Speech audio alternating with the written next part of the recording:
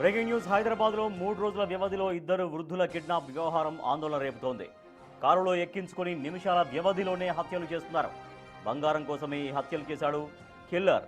వృద్ధుల్ని kidnap చేసి హత్య చేసి కారులో మృతదేహాన్ని తీసుకెళ్లి ఔటర్ రింగ్ రోడ్డు సమీపంలో పడేశాడు. జూబ్లీహిల్స్ రోడ్ నెంబర్ 44 కేసులో వైద్యుడి ఇంట్లో కారు డ్రైవరే హంతకుడిగా గుర్తించారు. ఈ నెల 11న యాదమ్మ అనే వృద్ధురాలి హత్య జరగ్గా నెల 14న మంగమ్మ అనే వృద్ధురాలు అదే తరహాలో హత్యకు గురైంది. 15 రోజుల తర్వాత నిందితుడిని అదుపులోకి తీసుకొని జూబ్లీహిల్స్ పోలీసులు ప్రశ్నిస్తున్నారు.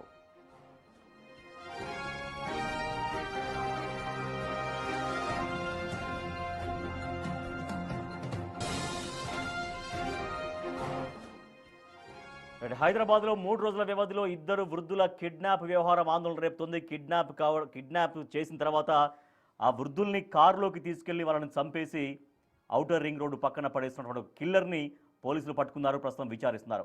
మా ప్రతినిధి సుజాత మరింత సమాచారం ఇస్తారు. సుజాత, ఈ వృద్ధుల హత్య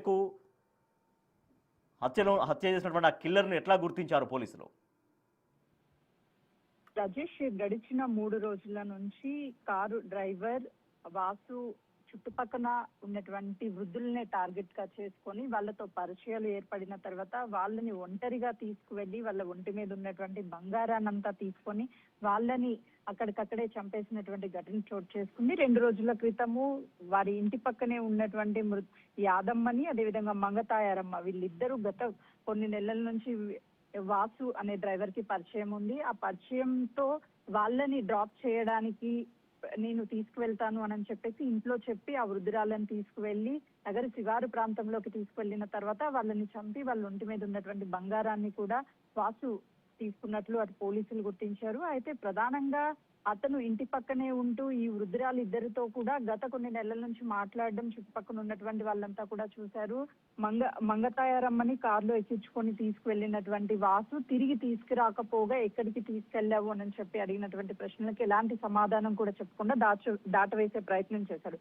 అదేవిధంగా మృతురాలు యాదమ్మని కూడా కారులో ఎక్కించుకొని తీసుకువెళ్లాడు. ఆ తర్వాత యాదమ్మ ఇంటికి రాలేదు. దీంతో అనుమానం వచ్చినటువంటి ఇంటి కుటుంబ సభ్యులు వాసుని ప్రశ్నించగా వాసు నాకు ఎలాంటి సంబంధం లేదు, కేవలం నేను డ్రాప్ చేయడానికి వెళ్ళానని మాత్రమే చెప్పే ప్రయత్నం చేశాడు. అయితే గత కొన్ని నెలల నుంచి బెట్టింగ్ యాప్ కి బానిసయ్యి ఉన్నటువంటి డబ్బులన్నీ బెట్టింగ్ యాప్ లో పోగొట్టుకొని దాంతో పాటు చాలా వరకు అప్పులు చేసి వాటిని తీర్చడానికి వృద్ధురాళ్ళని చంపేసిన ఎవరు అడిగే వాళ్ళు ఉండరు, వాళ్ళ ఒంటి మీద ఉన్నటువంటి బంగారాన్ని తీసుకొని అమ్మేసి అప్పులు చెల్లించవచ్చు అనే ఉద్దేశంతోనే ఈ హత్యలకు పాల్పడినట్లు అటు పోలీసులు గుర్తించారు. ప్రస్తుతం వాసు పోలీసులు అదుపులో ఉన్నారు. పోలీసులు విచారిస్తున్నారు.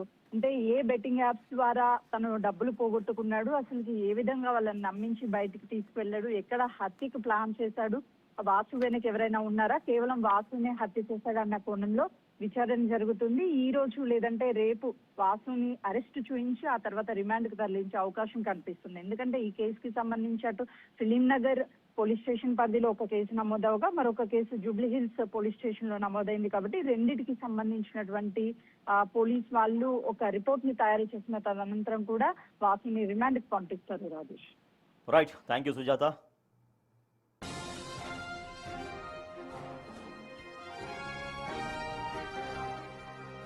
బంగారం కోసం హత్యలు చేస్తున్నారు కిల్లర్స్. కాబట్టి వృద్ధులు కూడా జాగ్రత్తగా ఉండాల్సినటువంటి అవసరం ఉంది. సో వృద్ధులైతే ఎవరు పట్టించుకోరేమో, ఎవరు అడగరేమో అన్నటువంటి ఒక ఆలోచనతో వృద్ధుల్ని టార్గెట్గా చేసుకుంటారు కొంతమంది కిల్లర్స్. వాళ్ళ ఒంటిపైన బంగారాన్ని అపహరించి వాళ్ళని తీసుకెళ్లి మర్డర్ చేసి మరీ ఎక్కడో ఒకడ పడేస్తున్నటువంటి పరిస్థితి. సో అటువంటి హత్యలు చేసినటువంటి ఒక కిల్లర్ని ప్రస్తుతం పోలీసులు పట్టుకున్నారు. పోలీసులు అతన్ని విచారిస్తూ ఉన్నారు.